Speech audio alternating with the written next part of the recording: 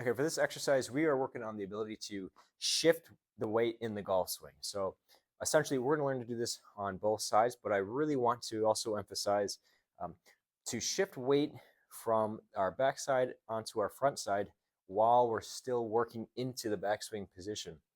If you know what the kinetic sequence is, we know that the best golfers in the world create a little bit of a lateral weight shift towards the target while they're still finishing their backswing. So they're still going back. It's right at the very, very end.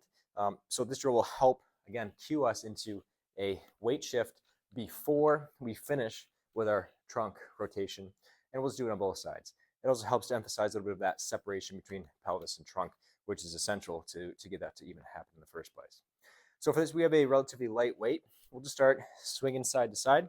What I want us to do is when we start our backswing, so here is just create a little bit of a weight shift, right? So I want us to weight shift towards the end of our backward and forward kettlebell swing. So if I'm going backwards, once I kind of clear my knee, I want us to actually weight shift forward.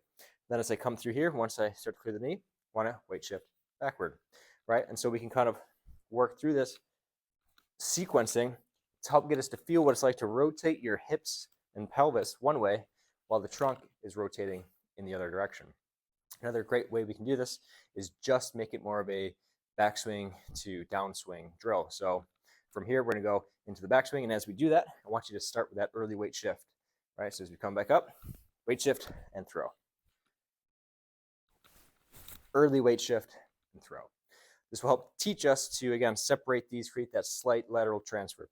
Now, we want to be careful that we're not going too far with this, where we start kind of emphasizing what would be like a slide in the swing, but just a little bit of a quick weight shift, and then use that stretch, shortening that stretch position to then contract and create that big, explosive kind of dynamic swing.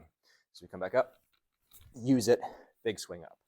Okay, so this is a great drill. Start to emphasize and work on some of the small components of the swing that are so critical to creating as much force and power as possible.